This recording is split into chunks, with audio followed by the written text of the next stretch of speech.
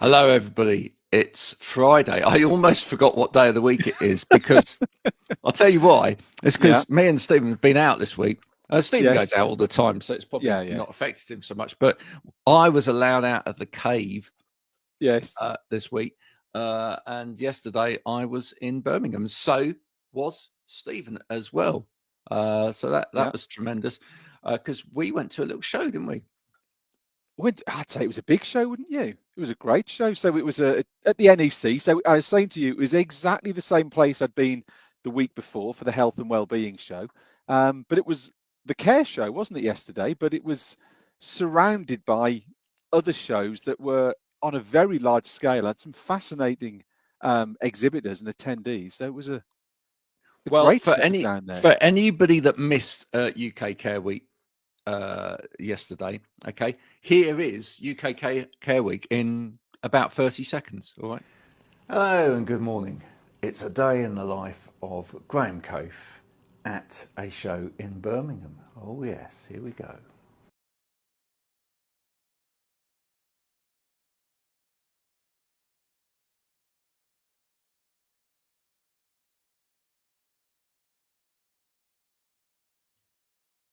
Well, there you go. You see, right? Let's. Yep. That is it. That was it. 30 seconds. I did. It was. I promised you it in 30 seconds, and there it was. That was 30 seconds. For anyone that missed it, you've now been. Right? You didn't need to bother. We've got it. You didn't need to bother. We've done it for you. 30 seconds. Imagine if we could do that for every single event that was going on around the country. The problem is no one would go there. They'd all just sit here waiting to watch our 30-second montages. You don't actually need to go. You can just literally go around. If you saw yourself in that video, then give us a wave. And we won't be paying out loyalties if you were in that video. That's just we certainly won't. You were collateral damage, as it were, as the camera went round. So fantastic. We've got two guests for you today.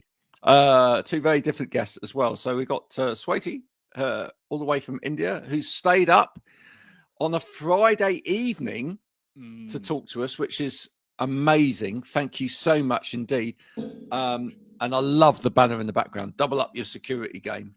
Yeah, we definitely need to talk a lot about that, because I'm sure a lot of people. There's so much that we can talk about, in terms of people sharing their passwords and and having passwords like 1, 2, 3, 4 and stuff like that. And then we have Wendy, who's got a fantastic background, because this is your art.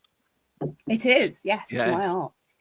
Oh, and it's great. I tell you what, it's always great when you find people on LinkedIn and, as part of what it says that they do, they say, oh, I'm in this profession and that profession and whatever. But then you find there's this other side to them, and, they're doing something else as well. I think it really confuses people, though. I think it really confuses. Yeah, well, it does for a lot of people. I'm personally, I'm never confused by it, right? So for me, I do my music thing. You've discovered that I do my music thing. We've connected over on Instagram as well. But some people get a bit confused because they go, so people that find me on Instagram go, oh, you're that music guy. You're the, you're the DJ and the, guy that interviews people and whatever. And then they come over to LinkedIn and whatever, and they're like, you're talking about workplace culture and ergonomics and well-being and, learning and all of this stuff. And they're like, okay. But actually, I'll tell you what, it translates that way better than the other way around. It's when people on LinkedIn and they go, but why are you talking about music? Yeah. And you're like, don't you like music? Yeah, I do. I love music. Why not then? So I'd like to start and ask everybody that's here today, well, why is it you think that some people still find it difficult to understand that people can be multifaceted and that they actually can like lots of different things? I get asked this question a lot, because being an actuary and being an artist are two very different things. Very different things. On the I think surface. you might have to explain what the first one is, because there are some people out there that won't know. Yeah. So an actuary, the tagline is we predict the financial future. So I work in insurance, and basically my job is to make sure that insurers have enough money in the bank to pay your claims. So it's an important role, just to make sure those insurers are going to be financially solvent. Yeah, right. Okay. So there's you're looking at, is it spread over, is it safe, is your money, some's going to go up, some's going to go down, but if over the spread of the portfolio, wherever that investment is or whatever that is, that's going to be all right. But it's a bit more than that, because insurers, like, normally you have a product, you sell it, you know how much it's costing you to provide that product. Insurers don't know. They don't know how much the claims are going to be. They might have a terrible year, and there's loads of catastrophes, there's some hurricanes, there's an earthquake, floods, yeah, and floods, and all these things happen, and it costs a lot of money. So they basically have to put aside huge sums of money to make sure that they pay for those really bad years. So that they can't just put, last year we paid claims of 10 million pounds. So let's put 10 million pounds in the bank. They can't just do that.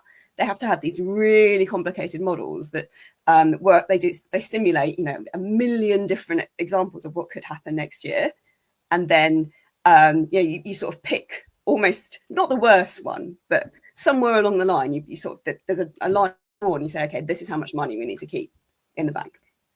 Now, this is an interesting idea, right? Because, and how we always bring things together, and we always make sure it comes back to well-being and stuff as well. We're seeing this in the insurance world, and I'm going to bring Swati in on this as well, right? Because what's happening now is a lot of insurers are trying to manage the risk by modeling. So what they're doing, they're actually, and gamification. So what they're doing is they're trying to get people to show that they're managing their risk themselves. Yeah. So for example, Vitality Life years ago. So they started doing, if you got Vitality Life insurance, they started giving you an Apple Watch, right? I think that's what they first started doing, so that you monitor your heart rate and your exercise and whatever. Because is this person actually being healthy, or have they got a fairly unhealthy lifestyle? Some of the other ones with the cars, I saw another one of the car people today doing a device that goes in the car, and it looks at your driving, is your driving habits good or not, or whatever. Because frankly, if your driving stinks, why should we insure you? Right? Or you'll pay more money. We'll cover you, but you're going to pay more money because your driving's rubbish. And this is where we can bring Swati in as well, because cybersecurity, right? Actually, you're doing a really great job if you get your game right, for people that are insuring people against cybersecurity attacks, aren't you? Because if you educate people properly in the first place and they don't take the risk, then it's less likely that they're going to get attacked. Not 100%, but it's less likely to, right? Right. It's not that we tell them not to take the risk. It's like calculated risks. You have to be aware of what risk you're taking. Yeah. You cannot avoid taking risk, because for growth, risks are important. But you have to be aware of what risk you need to take. Right. And that awareness is what we are trying to spread, because that awareness is still missing. It's crazy, isn't it? It's yeah. What crazy. What are the biggest? Crazier than what we expect, because awareness, though there are training awareness and everything, yet we see that businesses fall prey to breaches. A lot of organizations, individuals fall for these catfishing, cat scams, romance scams. So these are all related. It's all. I remember when I started with this interest in security, I have been a journalist, hardcore reporter and all.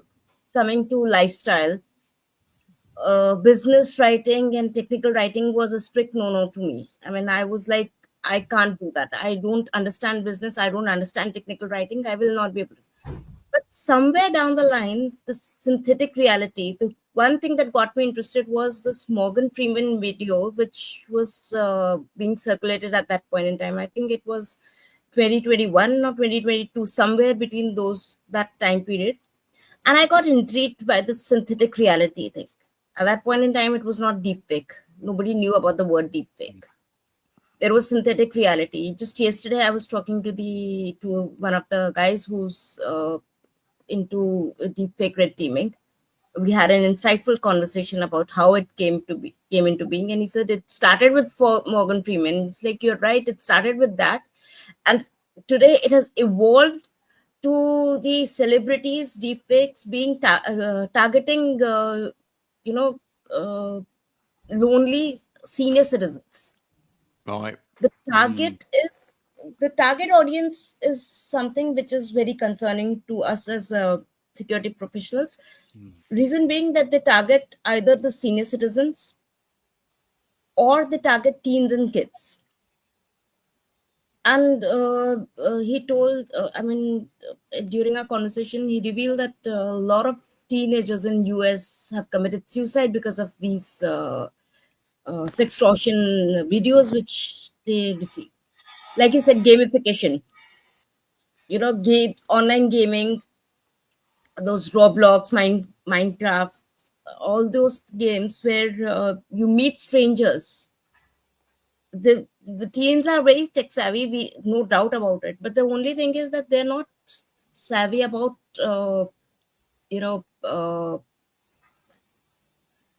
strangers, human psychology, and fraudsters these days are targeting human psychology.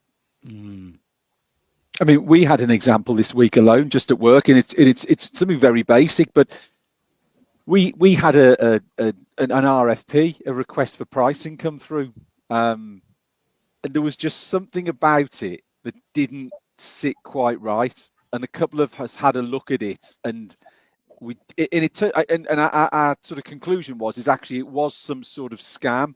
But when you looked at it on face value, the fact it was addressed to us, the email address looked correct, the website of the cut, it all, I mean, this is a token on a very basic level, it all looked absolutely sound. And of course, when you're in sales, you see an RFP, you're sort of straight there, this is interesting, what are they looking for? But there was just something about it that just didn't sit right. And myself and a colleague exchanged messages sort of off the chain, as it were, and said, there's something not quite right about this, so what are they trying to look to do? What are they looking to try and achieve? So you still very much see them in a business commercial life as much as you do outside of it, is still that trying to get into, we are a relatively small company, but still trying to target us with something that would appeal. Someone's asking for your product, they're looking for some pricing, they're looking for you to get involved. Fortunately, with a couple of us being a little bit more experienced, there's something just didn't, and it was feel. There was some gut feeling that there was something not quite right, and we obviously managed to stop it and nip it in the bud before it potentially led to something. But that's really interesting, because if you didn't have that gut feeling, if you didn't have that experience to know, then something could have happened there. Yeah. Right. Yeah, actually, that is the reason. That's the way, Graham and Stephen. The thing is that usually when we have this gut feeling, we usually, as a human being, we tend to ignore, especially when there's an urgency involved or when there's a fear involved. We might have that gut feeling that something is not right, but yet you have this urgency. Okay, my credit card will be stopped. My bank account will be closed. It will be frozen. I'll lose my money. Or the fear, like if it's a grandchild or if a child, they might be in a difficult position. If I don't answer this, they might suffer some harm. That's when our gut feeling also, because when our emotions take control, our gut feelings, our thought process takes a backseat. It is all, and that's what the fraudsters are targeting, simply because See, initially, when they started targeting, they were targeting technology. They hacked the technology, right? Then they went after processes. Then after a certain time, they realized that it's easier to target humans and get the details from them, credentials from them, than to target the technology, because technology was thanks to AI. If fraudsters are using it, defenders are also using it. You've just brought up something really fascinating there, and I want to throw that out to Gupta and Wendy as well, because you're an artist, right? So you know, and art is all about expression of humanness. But isn't that interesting that they moved from targeting technology to targeting humans? Because humans are the weak point. This is what we find in insurance as well. The humans are the ones that make the mistakes generally. I get daily emails from people saying, "Oh, I love your art. I want to buy it." And your initial thought is, "Oh, great." But then you hang on a minute. There's something not quite right here.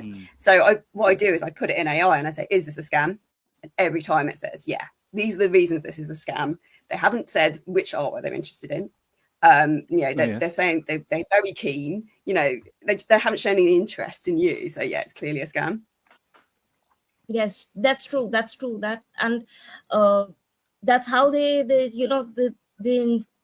were trying to induce excitement in you. Okay, somebody's interested in my art. Yeah. And in your excitement, you're like, you don't think about. Suppose if you're not experienced about how to spot a scam, and somebody who's just new into this and who's just a budding artist who's trying to sell, and somebody shows interest, the person will not think twice. Okay, the person is showing interest, let me just get into a conversation with him. So that is the thing. But in security, what we say, Wendy, is that while humans are the weakest link, they are your first defenders as well. They're the first line of defenders as well. So if you train them effectively, when I say, it is not a custom training that it's a phishing training. Okay, look for these flags, look for this, because the red flags that were applicable 10 years ago, forget about 10 years, a year ago or 6 months ago, are not applicable now. If you look at the first phishing emails that when internet started, was these Nigerian princesses, those things that I've lost everything and all that stuff. We have moved away from them. Now you won't spot a spelling error in any of the phishing scams email that you get. You won't spot any grammatical error, any inconsistent sentence structure. So then what do you look for? Yesterday when I was talking to this guy, he said, look for context. The context means so for a phishing email, you have to look for the senders and the salutation at the end. Okay, the email address that the person is sending is not the official email. It's not from the official email. It can be either Gmail, Yahoo Mail, or whatever other mails that you know about, and some made up also. Yeah. Right. The salutation, that the mail that greets you doesn't greet you with your name, because they don't know your name. It'll say, hey there, hi there, whatever. Hello, my name is so and so, and I'm doing this. And but it's interesting. I mean, I think it's interesting because what you're talking about there is the context bit is really fascinating. Yeah, because. And it's the same reason that the AI is, on the one hand, we're getting lazy with AI, right? So we're using AI for things that we shouldn't be using AI for, really, which is to create, right? We're using it, we're trying to use it on the creative side of things rather than engage our brains and engaging our hearts, right? And that is, by the way, has someone got building work going on in the background? Oh, yeah. I'll shut the window. See, that's a very human thing, right? But sorry, we're using AI to try and be creative, but basically we're just being lazy with it. We're just trying to like throw stuff out as quickly as possible, get it out there, answer our emails for us, do this task for us or whatever, rather than us do it, because, you know, then we don't have to think about it.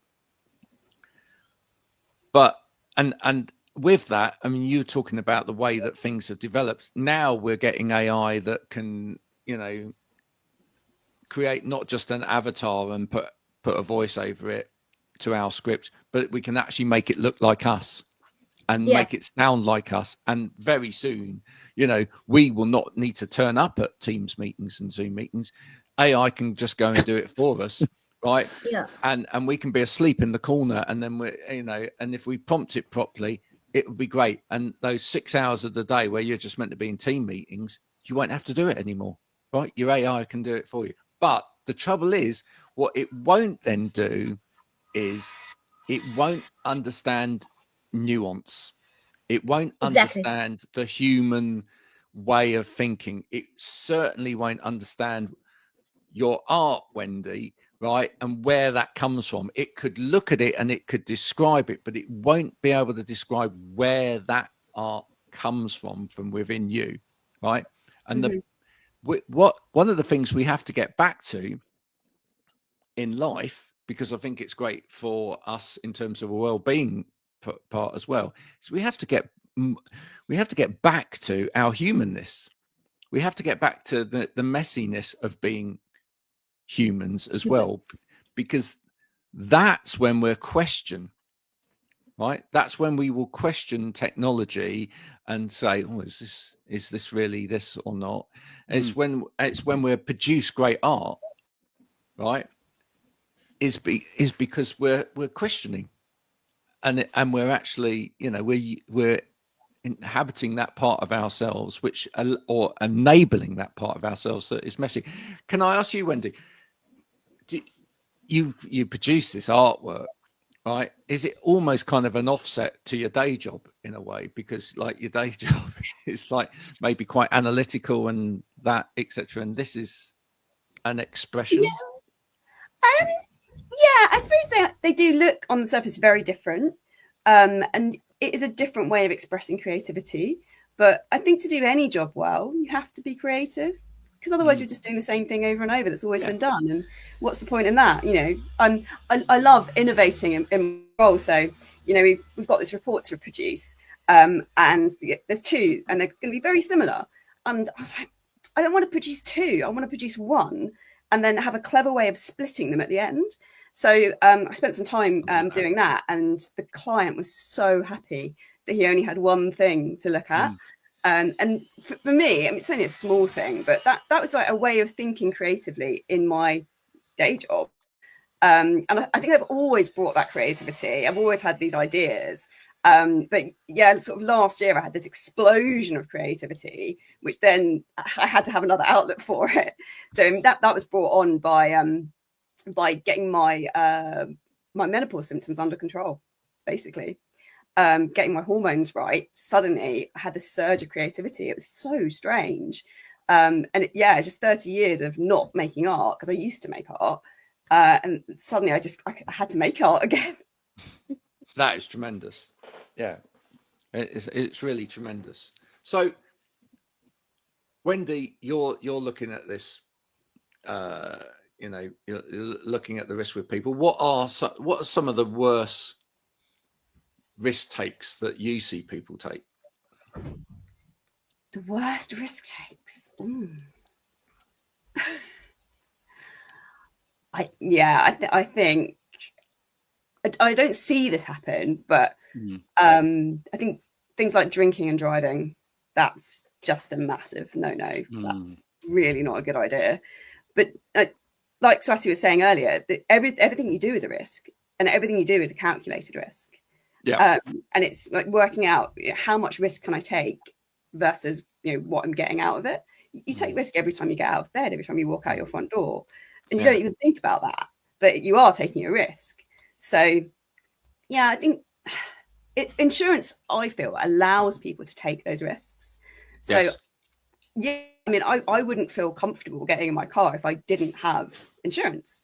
And I think it's a really good thing that we have to have insurance in this country. I think hopefully everywhere, but we definitely need to have insurance for driving. And yeah, that's really important. It gives me peace of mind that, you know, if anything did happen, I've got that backup.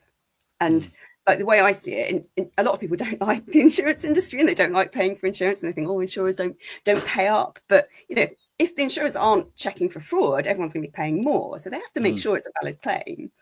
And you know, as insurers, they're there. The insurance industry is there to allow society to function, because you know people wouldn't take big risks. They wouldn't build a factory because there's just too much at stake. There's too many things to lose. So unless they have insurance that, you know, if anything goes wrong or if things overrun, they'll you know, the insurance companies will pay out.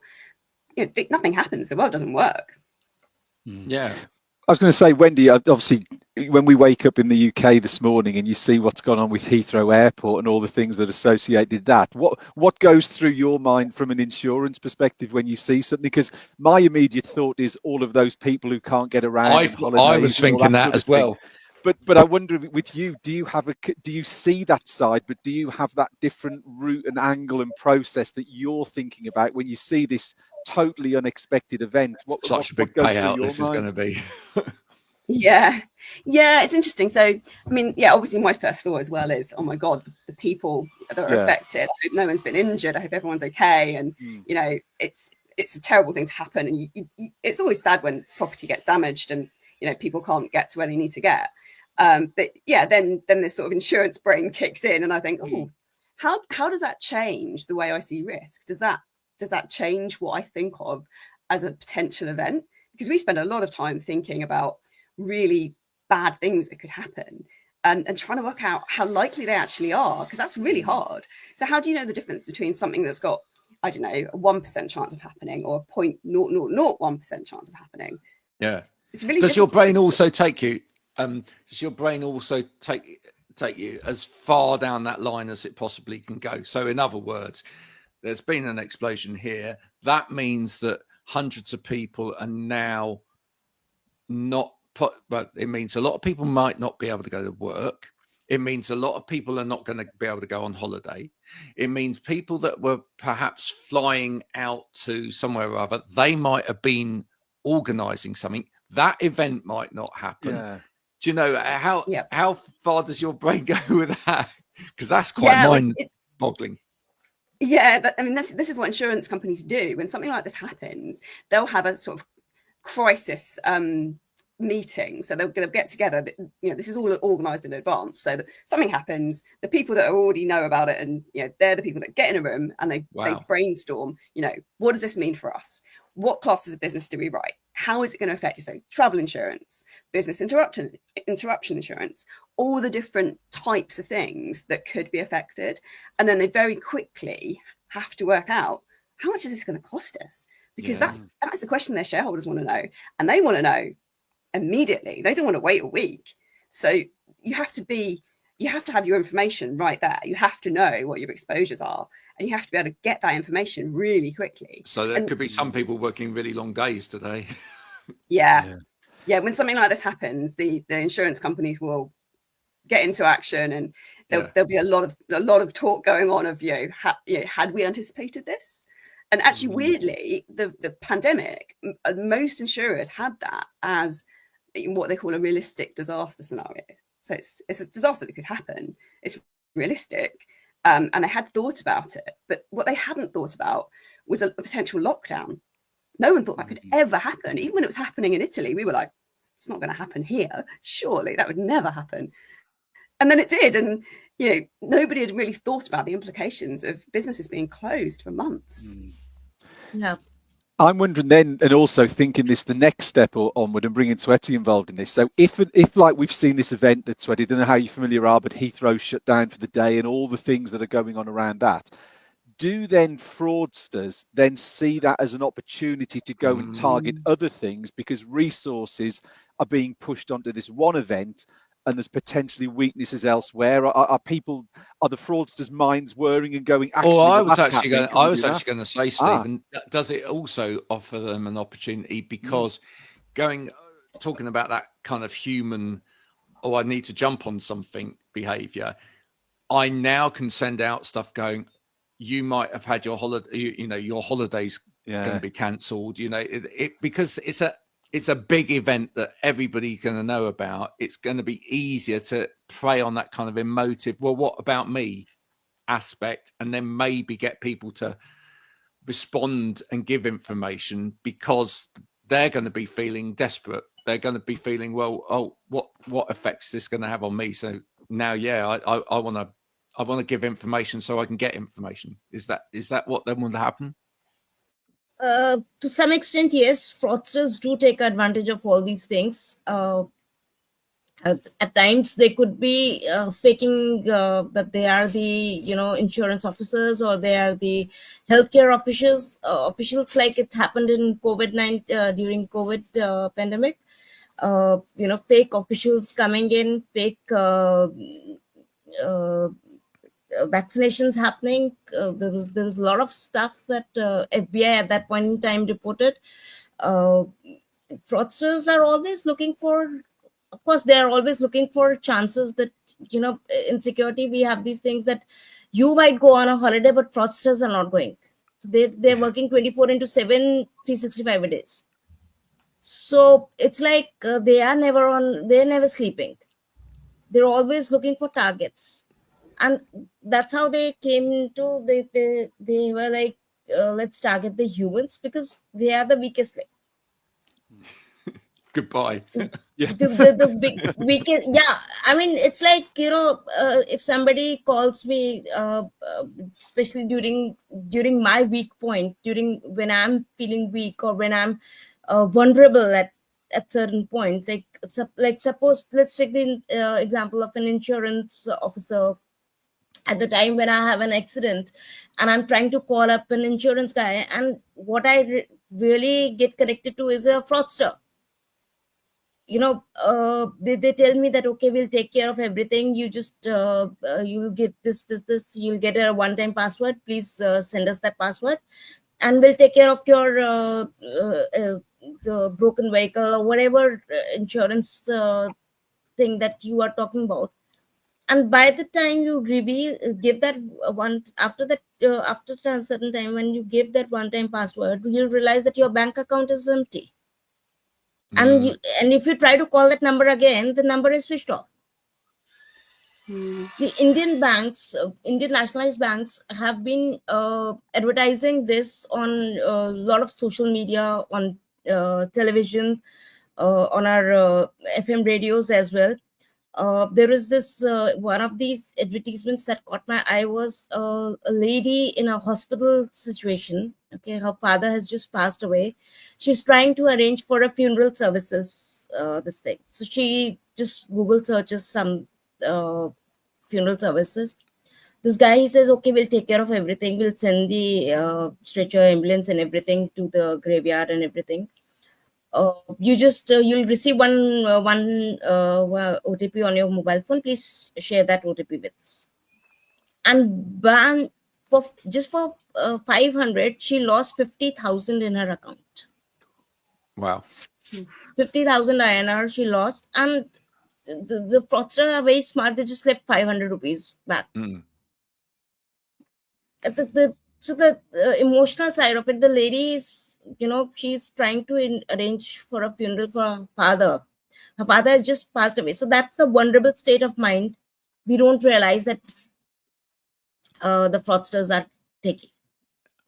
They don't care what our state of mind is. If you're vulnerable, you're weak for them, you're the easy target for them. Yeah, no, absolutely. Now you write for various periodicals and whatever, don't you, about cybersecurity? That's part of what you do, etc.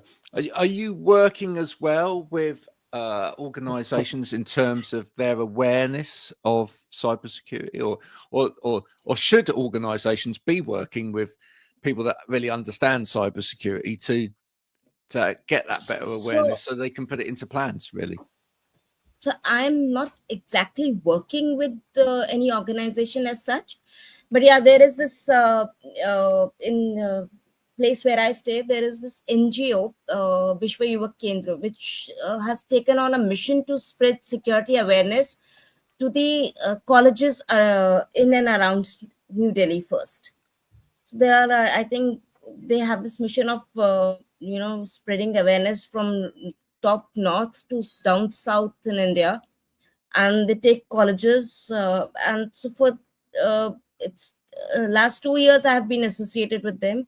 So I started with and it's in they start with the remote areas colleges where people are not that aware about what risk they are into when they go online.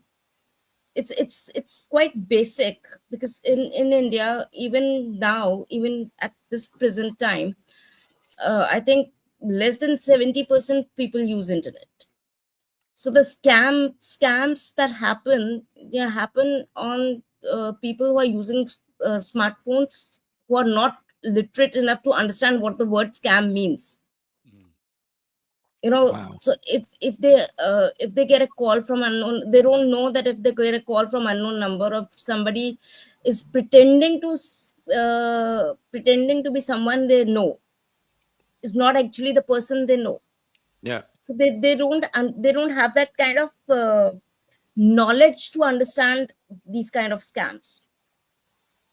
I mean, in the UK, I think we always think about, well, I think we possibly always think about young children in this who are accessing the internet at younger ages. I guess UK, recently I wrote about, I think it was in February, that UK government had they have not passed a law, but they have suggested to pass the law that anybody who's using AI to sexually abuse or sextorting kids should be banned and fined. This law is yet to be passed in the parliament. I wrote about it also, and I think UK is the first nation to think about these kids and these children like this. Yeah, to protect them. And it's worrying, I think, for any of us that have got kids. It's I mean, you probably always have these conversations. Oh, we've lost one of our guests. We have these conversations, don't we, Stephen, with our children? It's just like, what, who are you talking to? What are you looking at? If that, I mean, I won't let, rightly or wrongly, and people might disagree with me, I don't let any of my children have phones until they're at their upper school. I just don't think it's necessary for them to have it at a younger age. But I mean, the same can be said for older people as well. I think they're the two groups that you probably think about. Definitely, these two are the targeted groups, and it's not just UK, Graham. It's globally they are being targeted. Mm-hmm. So when I started with because when I started, it was during pandemic time only. What triggered me about security was that the larger enterprises have their security postures in fix. They have teams to take care of security architecture, security posture, and everything. It's the smaller businesses in the US and UK which are the prime targets and which do not have the proper security postures. And I guess as I realized, fraudsters also realized the same thing, and they were like, they're the low hanging fruit, so target them. Now, what it so happens that these small businesses cater to larger enterprises. Yep. So it's easier to target smaller businesses and through them target the larger enterprises rather than going after the larger enterprises. Here's our guest, other guest back. Wendy was back. Back. Apparently, hackers found out that Wendy was talking too much sense and hacked into her Wi-Fi and took it away from her, or something like that, wasn't it? She's back. but she. Well, I just hope it wasn't something to do with the building work. I hope they haven't gone through a wire or something. Oh right. Yeah. Yeah, she's now on the phone into web instead. But yeah, sort of like, well, what's that? Why? You just go, oh, don't worry about it. There we go. It was interesting what we were saying there, Graham, because we often talk and we eventually pull it back to workplace ergonomics, which is where we start from. But it was interesting what Swati was saying there about the younger people and children. And that's what we've often said around the whole thing around workplace ergonomics and posture, isn't it? It's another one of these things that you need to start talking to people at a much younger age, because they're the people who then are going to be sort of developing and living more of their careers with posture issues, with cybersecurity, and that's where it needs to begin. It needs to start at those people who are going to be coming into the workforce. You know, those bad habits around internet security will start at a younger age, as those bad issues around posture will start at a younger age and will just carry on. If you can get people trained and into those good thinkings around cybersecurity and posture, then it will just flow through and it will help eliminate whether it's MSKs or whether it's fraudsters. If you and also I'd say it's exactly one the thing. same. One thing. Sorry, I was just one going thing, to say. Stephen. Yeah, one thing, Stephen. There was this webinar I attended by Chuck Brooks. Now he said that when internet was made, it was made for communication. It was not made for security. Right.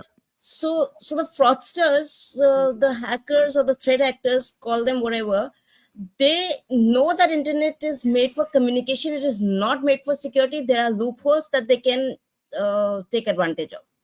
Yeah. It wasn't designed for security. It was not designed for security. It was designed for communication. Now security is taking a front seat, because now it's like every day, forget about every day, every minute there is a breach. Every minute there is a ransomware attack. Yeah. And it happens now. Currently, it happens. It has to happen with AI. It is becoming too faster and too undiscernible. Yeah. It's becoming very difficult to discern whether it's an attack or whether it's an attack or it's a genuine email. Like you said, that you received a email which had everything correct, but there was just a gut feeling that something was not right with that mail. You know, it's the speed though that's catching people out. I mean, you know, back in the day, I remember when the internet was first born. You know, it took you a day to get the message. So you know, you had time to think about it. I mean, the thing is now, so much information is passing us on our screens on a day-to-day basis so quickly. I think that's another reason why, you know, people are able to infiltrate, is because people don't necessarily take the time to look at that stuff. You know, exactly. And people are actually multitasking. That is another reason why we fall for phishing emails and all. Be warned, folks. Be warned when you're sat there looking at those cat memes on Facebook in your work time. A hacker put that there to distract you, maybe. Exactly. You don't know. You don't know. You don't know the ads that you click on when you're browsing a website. There's this ad that comes in. You don't know whether that ad has a malware installed in it. Wow. The software that you download from a resource that is not reliable, the software could be injected with the malware. The genuine software that you download, but it is from the website that unreliable website. Crazy. It could come with a malware installed, and you won't even know. The worst thing is, Graham and Stephen, is you won't even know that there is a malware installed in it until that malware starts activating, starts working. You know, a ransomware virus in your desktop or in your laptop or in your device can stay undetected for years and years. It waits for your device to come to its minimum performance, and that's when it attacks. Wow. Oh my God, it's like the chickenpox virus. I had no idea. Well, actually, I'll tell you what it's like. It's like that. It's like that. It's like a virus living in you. And you won't know until the time when when your immunity system is at its weakest point. That's when it strikes. Wow. It's scary stuff. I think so that is how I explain. That's why I say that I make tech simple. So tech simple is like, using relatable day-to-day examples to explain people how it affects you. Yeah. We have this thing that, okay, it's happening to someone else. Ransomware attacks happen to organizations. No, it can happen to an individual also. Yeah. And it is happening. Thank you. Swati, Wendy, I was going to say, I wanted to bring you in on that whole issue of education as well, because I think it's clear that we should be educating people more on cybersecurity. Absolutely, we should. But I think we should educate people more on insurance as well. Do you not think that we should start to educate people more on insurance? Because I feel like, as you say, it's a bit like years ago, estate agents always used to get a bit of a bad rap. Now maybe that we see them in a bit more of a favourable light. I mean, the tax man's never going to have an opportunity. No. If you work for the tax office, no one's ever going to like you. Sorry. Apart from if you keep quiet about it. But insurance, I mean, there is an opportunity there in a way that if we could bring people around to seeing insurance as not like, money that I'm wasting or whatever, but actually it's money I'm saving, or it's part of a relationship which enables me to do something better. Then actually perhaps people wouldn't get in cars without insurance, and people would take out insurance on things, and then actually the rest of us could pay slightly less money as well, which would be nice. That would be great for everyone. I think insurance is not a sexy industry. It's not, you don't have a 16-year-old going, I want to work in insurance. If they're interested in that sort of thing, they want to work in investment banking or something like that. That's cool. I think there's a lot of effort going into making insurance more of an industry that people want to come into. They've got great benefits. So you're talking about well-being. In the insurance industry, we tend to have really good benefits. So a lot of insurers are providing 6 months parental leave for all parents, birthing parent, non-bearing birthing parent. Everybody gets 6 months full paid leave for 6 months. Wow. And it's just amazing that they're giving people that time to spend with their families. Yeah. There's loads of other little things as well. And my laptop stands and good keyboards and whatever when they join. So we have a budget. I don't know if it's changed, but when I joined, it was £300 budget that you get to spend on home equipment. And there you go. Target insurance. Insurance. Just make a note of that. Okay, so security is also like we're talking about cyber insurance now. So there is this a new field that is it's not a new field, but it's something that we are telling the businesses, the security professionals, tell the businesses to have security insurance in place. Because like you said, that insurance is not just saving money. So we tell them that security is not a cost, it's an investment to your business. So when you have your cyber insurance in place, if something happens, if an incident happens, you can at least get a part of money back or something of that sort back in your account. Yeah. Because when the breaches happen, you don't know when the breaches happen. Yeah. But I think in the same way that, like, if people go into schools and they might show like a video of somebody, having an accident in a car, and what the result would be if they don't have the insurance. Well, no, I was going to say if they don't have their seatbelt on or stuff like that. It would be. I think in a way we almost need to start with young people and say that sort of thing as well. This is what the situation will be like if you don't actually have insurance in your car, right? Yeah.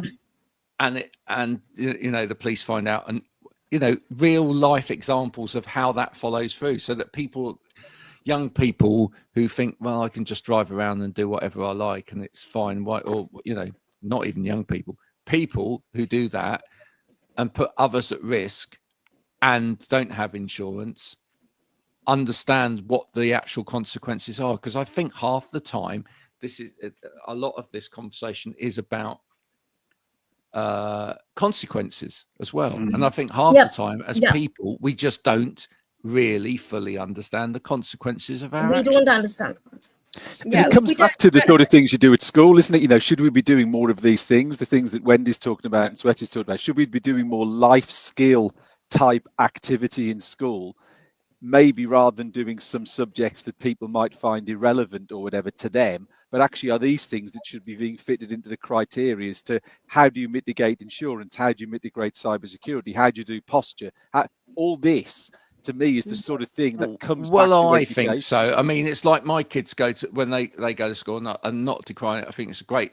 I think it's a great thing that they do at school. They have forest school every week.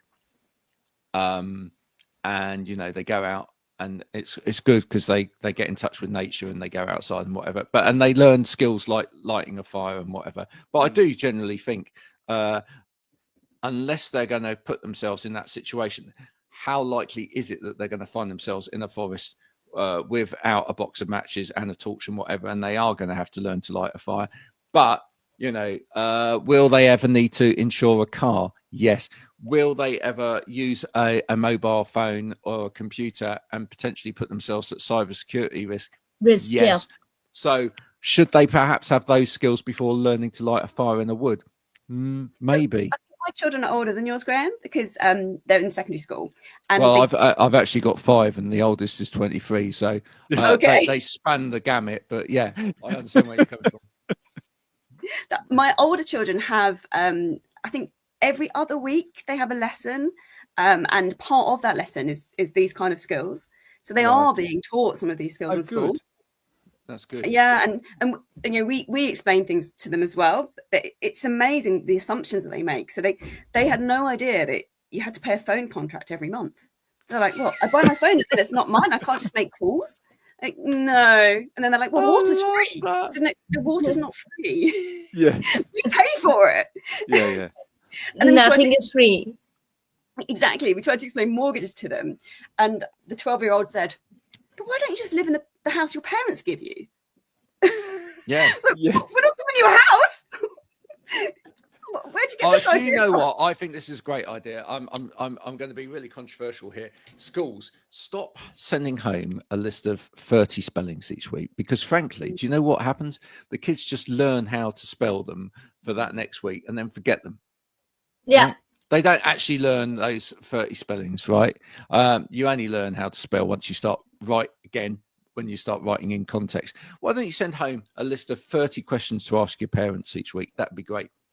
You know, because again, it would actually, maybe for some parents that don't think about like having those questions or those conversations, it might make them think about actually joining in a little bit more as well. So it'd be good. So, you know, questions like, you know, where does the water in the tap come from, mummy and daddy? That would be good. Oh, when I make phone calls on my mobile phone, do you actually have to pay for that? That would be these would be great conversation starters that could actually lead to, and it could actually lead to some mum and dads having better quality time with their kids as well, rather than just watching TV in the evening. Just think that'd be great. There you go. Controversial way to end there, Graham. Well, maybe it is, but maybe it isn't. Maybe it's, you know, maybe what's controversial is that nobody's doing it. You know, I think that's the case. Wendy, Swati, it's been wonderful having you today. I know we've covered sort of a gamut of different things. Before we leave, I've got to ask Wendy, if people are interested in your art, obviously you have to like make sure that they are actually interested in your art and are real people before you actually talk to them. But given the fact that people have probably had to sit through all of this first, I think that probably is a really good way. Shows they're interested. How can people get in touch with you? Okay, so my website's wendykrizevans.com. So you can find me there, or you can find me on Instagram. Just if you type in Wendy, it might come up that it's orange. Orange is my branding. So you see a big orange coat. That's me. It's our branding too here. So yeah, there we go. Yeah, it works quite well together. It does. It works very well. So yeah, I can assure you, I've seen Wendy on Instagram. She is real. She will talk to you. It's not a fake account or anything like that. If you want to connect with either our guests, we picked them up at LinkedIn today. So do go and talk to them there. If you want to discuss cybersecurity, go and speak to Swati. If you want to go and discuss, actuary or art, either of those two things, you can go and speak to Wendy as well. That was brilliant show. Thank you so much to both of you. And Thank you. Went off Thank in so you. many different directions. We'll be back same time, same place not next week, the week after. Correct. Yeah. We'll be spending the week in between trying to come up with something even more amazing. But we'll be back then. Until then, you can catch up with previous episodes of this at WOWergonomics.com. So see you soon. Bye for now. Thanks. Bye. Bye.